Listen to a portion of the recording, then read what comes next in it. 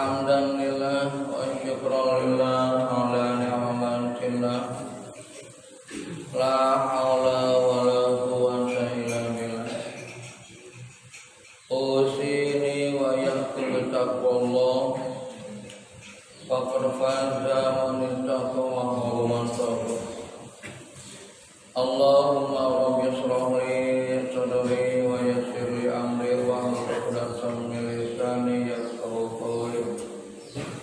Allahumma iftah lana hikmataka wanshur 'alaina min khazaini bi rahmatika ya arhamar rahimin. Amma ba'd. Usini wa iyyakum bi taqwallah faqad faza man ittaqa wa khaba man taqwa.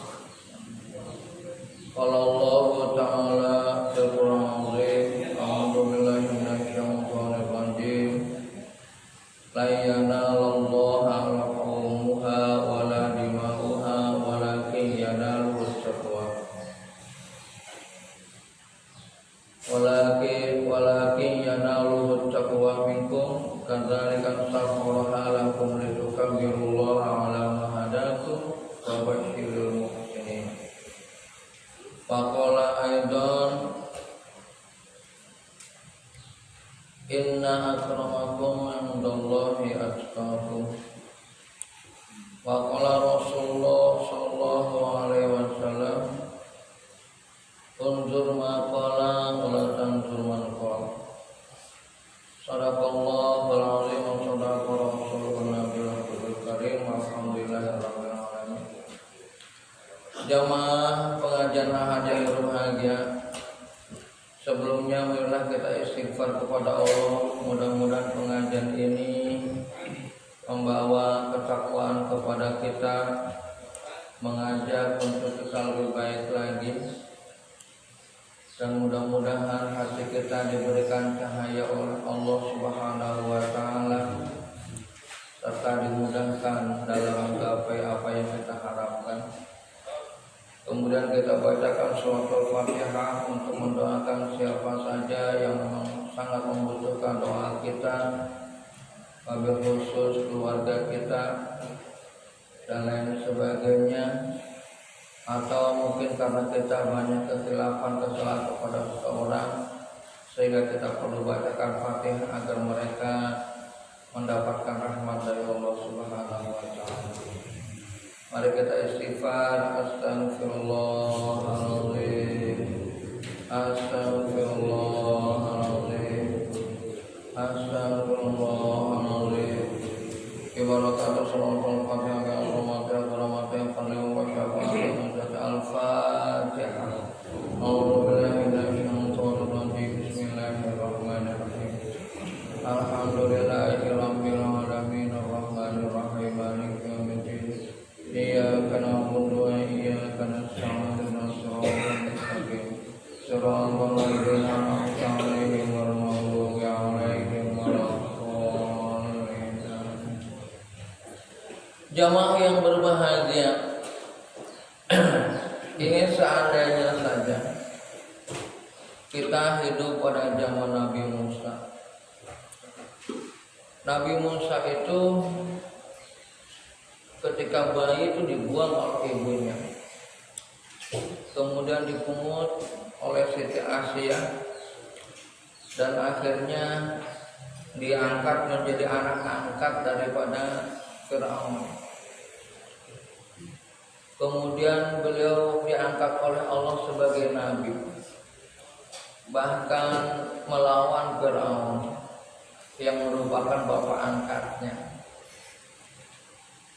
Kira-kira kalau kita hidup di masa itu, mau ikut Firaun apa ikut Nabi Musa? Nabi Musa inginnya ya. Kemudian ketika kita kepada Nabi Ibrahim juga, Nabi Ibrahim melawan ayahnya Azar dan lain sebagainya.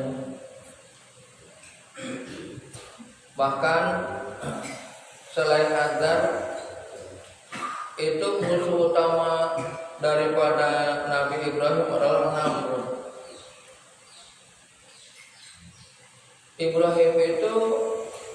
di kalangan keluarga aja seakan-akan ini anak durhaka melawan ayah. Kemudian Nabi Ibrahim diangkat menjadi nabi. Bahkan kelakuannya juga kurang tahu disebut bagus enggak, berani menyembelih anak.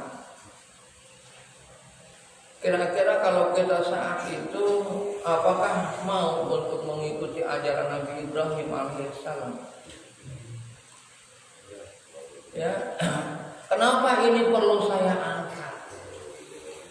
Ya, bahkan kemarin waktu ngaji Jalalain ini belum dimulai karena santri belum hadir waktu itu. Sekarang juga jumlah santri agak menurun.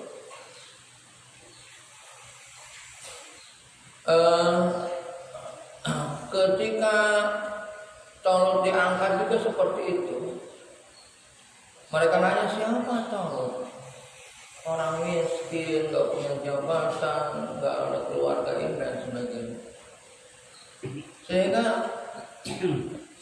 bahkan Nabi Muhammad SAW juga ini anak yatim piatu gitu, hidupnya juga berantakan, diurus sana sini dan lain sebagainya. Jadi seakan-akan wajar kalau yang mengikuti Nabi itu sedikit. Karena posisi mereka-mereka yang secara kondisi sosial tidak masuk kepada kriteria kelas sosial. Jamaah yang berbahagia ini perlu kita kaji di akhir-akhir zaman ini. Di akhir-akhir zaman ini perlu kita kaji. Kenapa?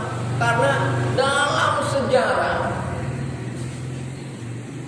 yang berani untuk berjuang dalam kebenaran dan kebaikan, termasuk di Indonesia, itu adalah Islam. Islam itu sangat dikenal, terutama sejarah. Itu yang menggerakkan pergerakan di umat Islam. Yang berjuang itu, ulama itu, pondok-pondok pesantren. Ya. Jadi yang membuka mata umat bahwa kita dalam keterjajahan itu adalah umat Islam. Kenapa? Karena Islam itu agama kebenaran, agama kebaikan. Jadi ketika membaca ini sudah kurang baik, ini sudah kurang benar, maka ulama itu selalu ingin menyampaikan bahwa ini sudah tidak benar, bahwa ini sudah tidak baik. Nah, bahkan yang mengajak kepada kewaspadaan itu juga ulama. Oleh sebab itu kita waspada. Dan kalau Allah menuntut perjuangan, pengorbanan, bahkan darah kita, bahkan nyawa kita, bahkan jiwa kita untuk memperjuangkan kebaikan, untuk memperjuangkan kebenaran, untuk memperjuangkan kemaslahatan, untuk memperjuangkan nilai-nilai rahmat. Ya, karena Islam itu rahmatan lil alamin, untuk menjadi rahmat bagi sekalian alam. Islam itu tidak mengharapkan terjadinya kezaliman, kemunafikan, kekafiran dan lain sebagainya. Bahkan itu musuh Islam. Oleh sebab itu kita sangat khawatir Allah munculkan tokoh-tokoh yang kategorinya tidak sesuai dengan status sosial. Dia muncul, Allah munculkan ya, yang harus kita taati. Khawatirnya kita yang sebenarnya mengerti bahwa Allah adalah yang pas memilih segala sesuatunya. Allah itu yang, makanya Rasulullah itu disebut Al-Mukhtar, Al-Mustafa. Al-Mustafa itu orang yang bersih. Dia tidak punya kecenderungan apapun, dia tidak punya keinginan apapun. Yang diinginkan adalah li'ala kalimatillah, nilai-nilai kebenaran yang Allah tunjukkan, panji-panji kebaikan yang Allah perlihatkan.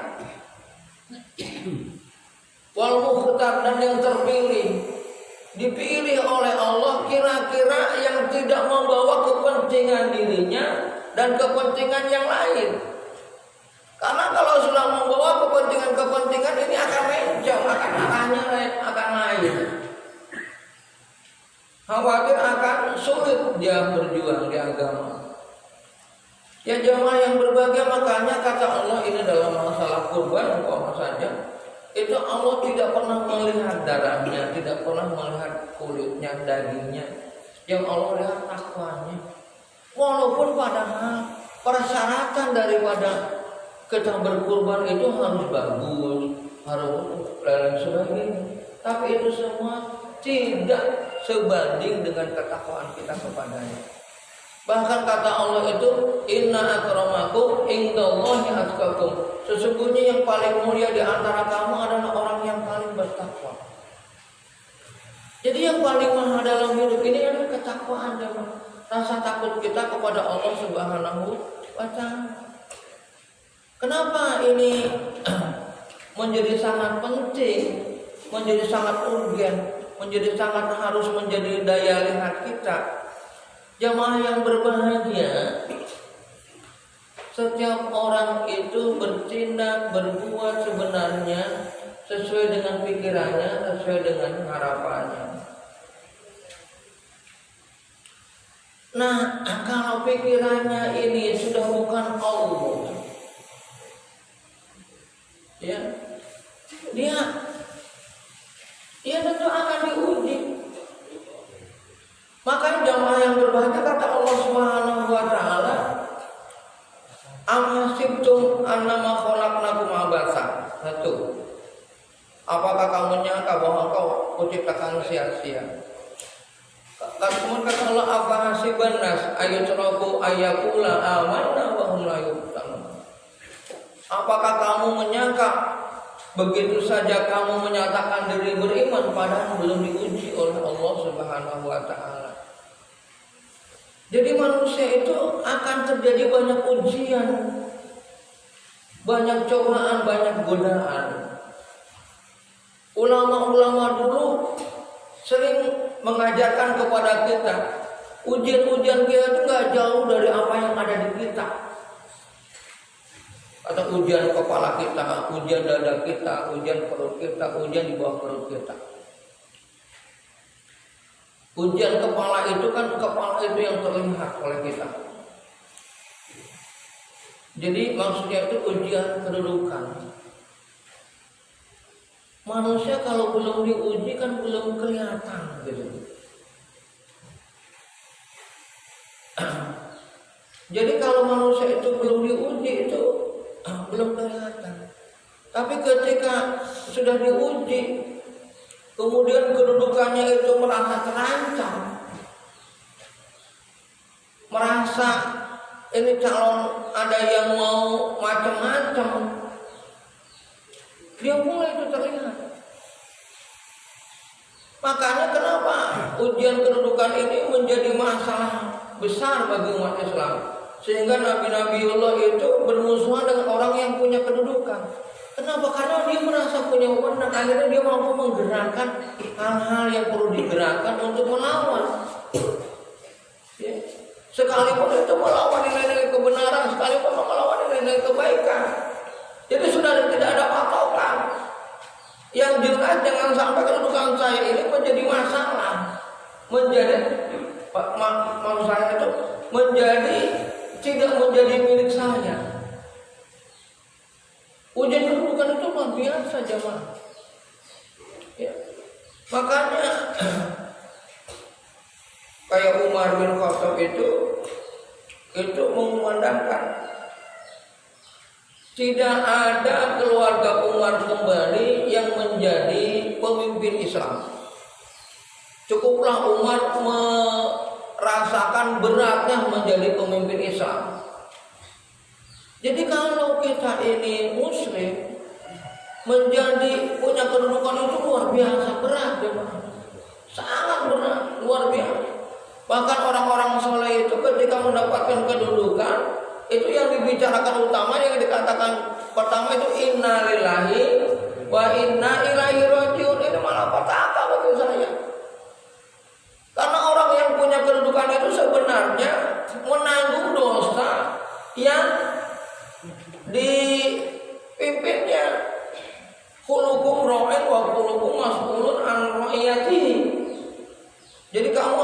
bertanggung jawab terhadap siapa yang dipimpin oleh kamu. Sedangkan memimpin manusia sangat berbeda dengan memimpin kerbau. Kalau kerbau satu dibawa semuanya ngikutin. Tapi manusia kan tidak.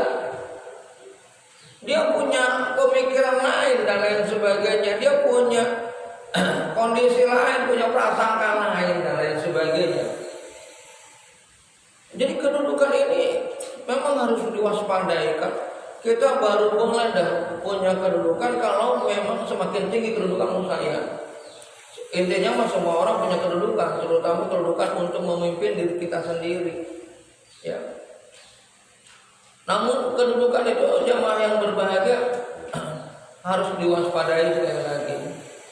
Kenapa? Karena ketika orang punya kedudukan dan dia lalai, satu presiden dengan jutaan rakyat itu tanda tangannya, instruksinya dan lain sebagainya, itu kekuatan satu presiden. Jutaan rakyat demo menentang kebijakan presiden, itu bisa dikerahkan yang lain aja, walaupun yang demo itu menuntut kebaikan, kemaslahatan, kebenaran. Jadi itu bahayanya pemimpin. Bahayanya pemimpin jamaah yang berbahagia itu dia bisa menarik-narik di atas kesulitan orang lain. Ya, yang penting gua kaya, yang penting keluarga gua aman, dan lain sebagainya. Yang sangat berbeda, yang sangat kontradiktif dengan sistem Islam. Kalau sistem Islam tidak. Ketika kita menjadi pemimpin tidak boleh luntur terhadap nilai-nilai kebaikan dan nilai-nilai kebenaran. Karena sebenarnya dia itu yang membawa panji kebenaran dan kemaslahatan, kebaikan dan lain sebagainya. Ya. Makanya ketika Umar berpakaian agak necis sedikit, kemudian dia ngaca, inikah Umar? Orang yang paling miskin daripada orang miskin, orang yang paling susah daripada orang yang susah. Jadi Umar itu menerjemahkan bahwa kalau dia pemimpin, maka dia orang yang harus menjadi orang yang paling susah daripada orang yang susah, menjadi orang yang miskin daripada orang yang miskin, lebih miskin daripada orang miskin. Makanya Umar ketika ada makan, gak ada makanan di rumahnya, ada makan basi, dia berkata, gak menerima mulut taatlah kepada Allah. Inilah makananmu, terimalah makanmu, dan sebagainya. Perut terimalah. Sampai dinasihatin perut dia, sampai dinasihatin mulut dia, dan lain sebagainya. Kenapa? Karena dia takut. Pernah Umar keliling jamaah yang berbahagia. Umar keliling, dilihatlah anak menangis terus. Ditanya, Bu, kenapa anak ini menangis terus? Belum makan. Terus ibu kan lagi masak itu, yang saya masak ini batu supaya anak tenang bahwa ibunya sedang masak. Akhirnya dia dijeraikan, ini pemimpin saya zalim dan sebagainya. Umar nangis saat itu. Umar ngambil di Baitul Mal gandum secukupnya dan dia gotong sendiri, dia angkat sendiri. Itu khalifah, itu presiden. Ali bilang, Umar, aku saja yang bawa, kau gak pantas, kau presiden, kau kayak begini. Tidak, ini dosa, ini kesalahanku. Aku yang kurang peduli. Padahal itu dia malam-malam keliling itu. Begitu seorang pemimpin itu membela rakyatnya luar biasa. Ya, dalam Islam itu. Makanya kadang-kadang saya aneh, kok orang tidak mau terhadap ajaran Islam. Sekarang jamaah yang berbahagia ini mohon maaf. Sekarang itu produk halal itu bukan dari MUI lagi. Sudah dibuat badan tertentu dan sudah diinstruksikan bahwa kalau kata pemerintah halal ya halal. Ya. Sedangkan Jokowi tahu sendiri di lebaran haji ada ada makanan bipang lebaran Idul Fitri, maaf ya, lebaran Idul Fitri ada bipang itu adalah babi panggang ya. Siapa yang mau, siapa yang berani coba makan bipang, umat Islam maksudnya. Jadi yang jamaah yang berbagai seperti itu. Godaan yang pertama itu jabatan. Ingat, jabatan itu godaan yang pertama bagi kita. Ketika kita punya jabatan harus waspada. Ya. Jangan peribahasanya kita itu karena punya jabatan sewenang-wenang, ya, dan lain sebagainya. Ya, berbuat yang tidak sesuai harapan Allah Subhanahu wa taala. Tentu saja jamaah yang berbahagia kalau jabatan ini kita salurkan, itu menjadi orang yang pertama dicintai oleh Allah. Karena 4 pilar yang akan menjadi pasti Allah sangat mencintai mereka. Yang pertama itu adalah pemimpin yang adil. Pemimpin yang adil itu jaminan surga langsung dari pemimpin yang adil itu. Ya. Makanya kalau kita kepada anak buah pemimpin, saya dulu jamaah yang berbahagia ya. Ini mohon maaf saya membuka sejarah sedikit. Ada sebuah perusahaan yang meminta advisor sama saya gitu. Dengan beliau menyatakan insya Allah Pak Ustadz nanti ada keuntungan dari perusahaan ini akan seluruh Alfa. Akhirnya Alfa bisa banyak berbuat. Ya. Nah, saya diminta bagaimana supaya ini perusahaan saya bisa berkembang, supaya bisa maju. Ya saya mah lama Allah karena saya bukan ahli manajemen. Cuma saya hanya berpikir bahwa setiap pemimpin itu harus bertanggung jawab aja kepada yang dipimpinnya. Saya bilang perusahaan ini maju dan berkembang bukan oleh Bapak, tapi oleh seluruh struktur yang ada di sini. Oleh sebab itu berikan haknya dan kita harus waspada dengan hak mereka karena akan menjadi tuntutan di yaumil akhir dan lain sebagainya. Maksudnya apa? Gaji anak buah jangan kecil karena peran mereka juga luar biasa. Jamaah yang berbahagia, alhamdulillah saat itu diperhatikan. Akhirnya perusahaan itu berkembang luar biasa sampai menentukan bahwa pekerja-pekerja yang ada di perusahaan itu harus sesuai standar dengan pendidikannya. Jadi dia mulai merekrut S3, dia mulai merekrut S2, pokoknya sarjana dengan gaji yang jelas. Rupanya jamaah yang berbahagia, ujian menimpa dia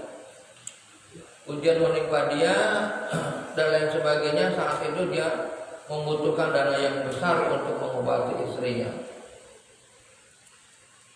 Akhirnya dia berbuat yang kurang benar. Jatah gaji mulai dikurangi. Melihat kondisi kayak begini, mereka banyak yang keluar akhirnya. Banyak yang keluar dan lain sebagainya. Termasuk bahasa mudanya saya pun tidak pakai. Saya sudah nggak dipakai lagi. Ternyata sampai ke sini merosot terus. Ya walaupun beliau sering silaturahmi, ya sampai sekarang juga sering silaturahmi, kemarin juga sampai silaturahmi. Dan jamaah yang berbeda. Jadi ketika kita menyesuaikan hak-hak orang lain, ya, atau kedudukan itu digunakan dengan baik, itu maka insya Allah gitu. Ya, jadi sekali lagi kepemimpinan ketika kita menjadi pemimpin bijaklah, mengertilah. Karena biasanya orang itu tidak merasakan orang lain. Orang lain sakit masa bodoh. Tidak merasakan bahwa orang lain sedang sakit, orang lain sedang masalah. Kadang-kadang kita tuh terpengaruh oleh suuzon, Padahal anak buah kita sudah berbuat semaksimal mungkin, umpama saja, bukan anak buah, anak siapa saja, anak tahu jawab kita lah gitu. Udah berbuat semaksimal mungkin, udah berbuat yang terbaik. Tapi perasaan kita dia tidak optimal berusaha, tidak kenapa nggak berhasil? Seakan-akan kita di bawah penguasaan. Padahal kalau kita berbuat pun akan sama. Memang peluang belum ada. Sering manusia begitu. Padahal peribahasanya manusia itu yang dipegang itu adalah kepercayaan. Kalau orang itu sudah percaya, peribahasanya kerja pun nyaman, apapun nyaman, karena sudah dipercayai. Nah ini sulit untuk menjaga kepercayaan itu, sangat sulit untuk menjaga kepercayaan itu. Jadi orang itu kadang-kadang persepsi kita salah, orang itu keliru, orang itu tidak maksimal, menganggap diri kita yang maksimal, padahal kita yang belum banyak berbuat. Jadi sering orang yang punya kedudukan itu seperti itu, menganggap orang lain tidak maksimal. Jadi tidak menjatuhkan kepercayaan.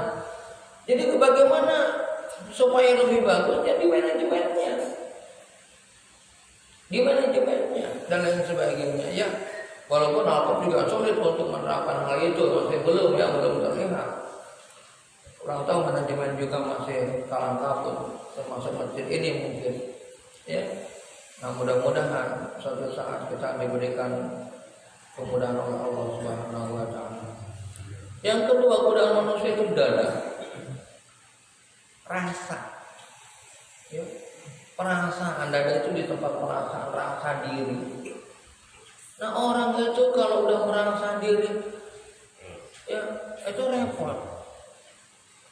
Bahkan kalau Rasulullah SAW itu pernah anak kecil itu ketika menasihati beliau dengarkan.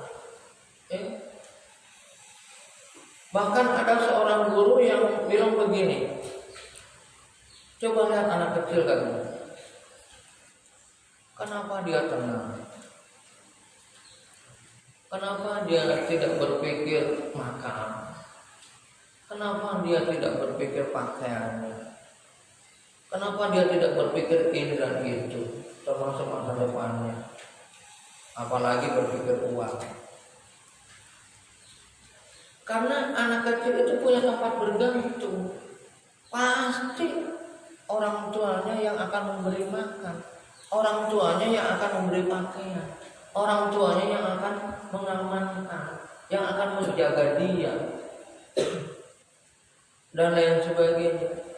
Nah kita juga begitu jemaah yang berbahagia. Kita hidup ini akan tenang sebenarnya kalau bukan main perasaan kita, bukan merasa mampu kita, tapi kalau kita tergantung kepada Allah, Allahus Samad, Allah tempat bergantung kita. Kalau Allah tempat bergantung kita, tenang kita hidup. Ada Allah. Karena sangat menjadi pengalaman banyak orang sebenarnya, Allah itu tidak diam. Allah itu membantu di saat kita membutuhkan. Memang yang Allah harapkan kita sabar dulu, percaya dulu sama Allah, yakin dulu sama Allah. Saya sering ingin saya ceritakan. Ini kenyataan real. Saya dulu punya hutang membangun masjid itu banyak. Terakhir itu 30 juta. Dan saya janjikan hutang-hutang itu selesai di Ramadan. 30 juta itu adalah yang terakhir yang belum saya lunasi. Mana janji Ramadan, mana ini sudah mendekati selesainya Ramadan. Saya bilang, ya Allah, kok saya janji gimana ini? Dan lain sebagainya. Ini sebentar lagi selesai ya Allah Ramadan. Dan ini 30 juta nggak akan saya bayar ya Allah. Saya bilang begitu, karena saya udah janji Ramadan akan selesai. Jamaah yang berbahagia nggak lama gitu, udah akhir-akhir gitu, ada yang nelfon, Pak Ustadz nanti saya sholat di sana. Saya sudah tua, saya mungkin jalan juga susah. Ada yang perlu saya sampaikan kepada Pak Ustadz.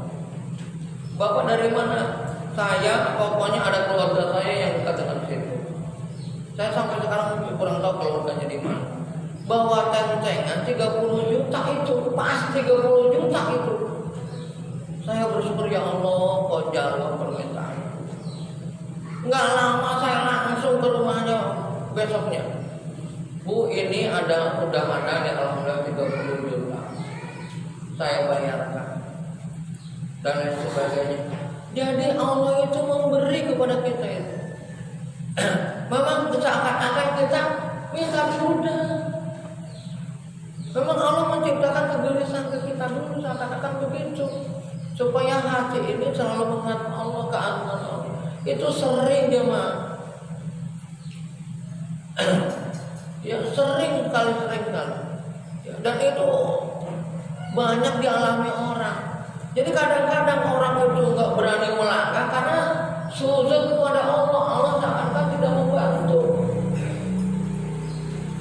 Harusnya kusudon saja kalau memang kebaikan, kalau memang kemaslahatan, memang demi rahmat dan lain sebagainya. Ya, itu melangkah saja. Nanti Allah yang akan memberikan bantuan. Yang penting kita ini selalu bergantung kepada Allah, ya Allah, ya Allah, ya Allah. Bahkan jamaah yang berbahagia, yang mempunyai hati itu Allah.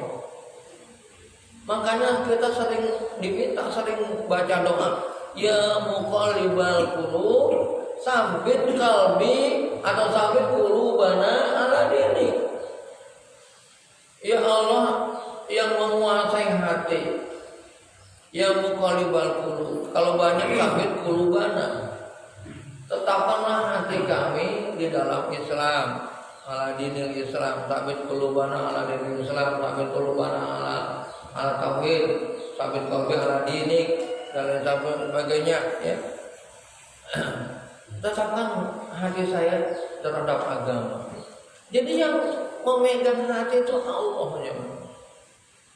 Fa'alafa baina qulubikum fa'asbahtum bi ni'matihi ikhwana. Allah lah yang melembutkan hati-hati kamu sehingga kamu bisa saling bantu-membantu dalam kancah mudah adalah sebagai saudara.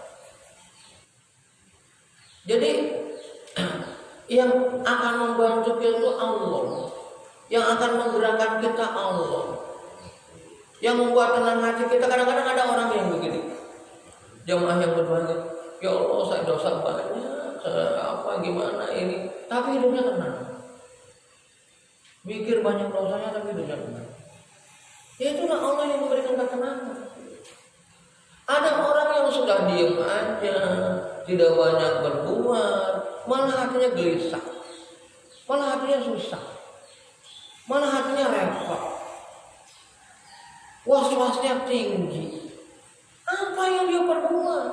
Dia diam aja. Jadi yang menguasai hati itu Allah.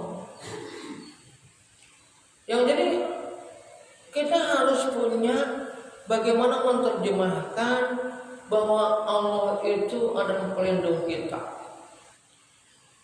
Ya, kalau anak itu kan gampang aja, pokoknya orang tua yang akan menjaga saya. Ya sama. Makanya ketika kita mempelajari akidah rububiyah gitu saja. Akidah rububiyah, akidah yang tentang Rabbul Alamin, yang tentang Allah Maha Pencipta. Itu la khasya illallah, tidak ada yang saya takutin kecuali Allah. La razaqo illallah, tidak ada yang memberi rezeki selain Allah. La milka illallah, tidak ada yang memiliki segala sesuatu selain Allah, dan lain sebagainya. Ya. Jadi kita punya konsep itu bahwa yang memberi rezeki itu Allah. Udah, kalau rezekinya. Ya, dan lain sebagainya. Ya, jamaah yang berbahagia ini seperti itu. Kemudian godaan kita itu perut, maksudnya simbol ekonomi. Banyak orang yang terpeleset oleh ekonomi, merasa diri. Jadi ekonomi itu luar biasa juga. Ya. Banyak tuh orang yang mudah tergoda oleh ekonomi. Takut hartanya kurang, takut hartanya dan sebagainya, takut ke bawah dan sebagainya. Ya. Ini godaan ekonomi juga tinggi, godaan duit itu. Kita mungkin merasakan lah, ya. Kadang-kadang lebih mau punya iman atau lebih mau punya duit. Bahasa kitanya sih dua-duanya inginnya mah. Tapi kadang-kadang kita lebih mau punya duit. Apa contohnya? Malam ada duit, ya, mendapatkan uang 100 juta di jam 12, jam 2 lah, dengan sholat tahajud, sama juga itu mendapatkan luar biasa dari Allah, ya. Tapi kan kita milihnya yang ada duitnya. Jangankan begitu, istilah kata 50.000 setiap hari, nggak apa-apa dah saya bangun jam 2 untuk dan sebagainya, ya. Nah ini ekonomi, godaan ekonomi tinggi. Sampai kadang-kadang orang mencari ekonomi itu lupa sakit, lupa apa. Kalau zaman dulu, zaman yang berbahagia orang-orang soleh, itu pernah kejadian gitu. Siapa kurang tahu. Dia itu melihat kudanya tuh seneng gitu. Ini kudanya luar biasa karena dia orang yang punya ekonomi dan lain sebagainya. Sampai dia melupakan waktu itu sholat gitu. Melupakan sholat berjamaah untuk dia datang. Akhirnya dia panggil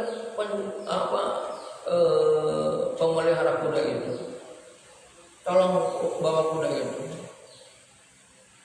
kita sembelih. Kaget dia. Ada apa? Kuda yang kau sayangi, yang kau cintai, ini telah melalaikan kamu. Biarkan, supaya ini jadi pelajaran bagi saya bahwa saya tidak boleh lalai dalam hidup ini. Jadi membayar kelalaian itu mahal ya. Nah ini kan apa ya? Kalau kita kan kalau sudah lalai udah dah, ya, dan lain sebagainya. Yang terakhir mungkin untuk kajian sementara, walaupun mudah-mudahan minggu depan bisa kita lanjut. Ujian yang terakhir itu ujian di bawah perut wanita. Ya. Wanita itu godaannya gede banget. Banyak orang yang lulus dalam harta, tapi dalam wanita sulit. Ya. Nggak kelo ya, ngelihat jidat licin. Ya. Pahamnya katanya apa maksud saya sampean? Ya. Kalau ngelihat jidat licin udah lain cerita. Ya, demikian juga perempuan. Ya. Perempuan itu sama Pak, ini ujiannya sama. Ya. Bahkan sekarang ini untuk menghancurkan, sampai kata Rasulullah itu Anisa Ahmadul bilang. Jadi perempuan itu tiangnya negara. Kalau perempuannya bagus, negaranya bagus. Kalau perempuannya buruk. Dan sekarang ini perusakan generasi itu dari perempuan. Ya. Dari perempuan itu lagi diumbar segala-galanya oleh perusak-perusak Islam ini, ya. Karena perempuan juga rentan zaman yang berbahagia, ya. Jadi sekali lagi, ini godaan ini juga luar biasa. Jadi manusia itu baru teruji kalau memang udah godaan-godaan itu terasakan oleh dia, ya, dan lain sebagainya, ya. Makanya kadang-kadang orang boleh gagal di luar, wah luar biasa di luar.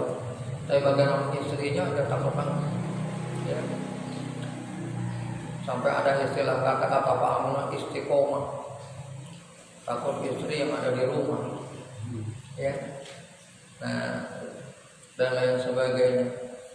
Jadi garang di luar, di rumah, dan lain sebagainya, ya. Kenapa merokok di sini? Ya kalau di rumah takut ketahuan. Itu apa istri? Kalau apa angin apa siapa berani nggak apa-apa. Pakai nama bini aja, ya. Takut, ya. Dilaporin, abi ngerokok no lagi. Udah ada. Itu udah Pak, 2 minggu gencatan senjata. Dan lain sebagainya. Bapak sekalian, jadi sekali lagi manusia itu berusaha untuk menjaga nilai-nilai ketakwaan, berusaha aja ya. Karena sebenarnya yang harus kita takutkan itu ya itu. Setelah kita tiada ini, ya. Ya mudah-mudahan Allah memberi hidayah taufik kepada kita semuanya ya. Mudah-mudahan pelajaran-pelajaran ini berguna bagi kita, bagi kehidupan kita yang baik silahkan dipetik.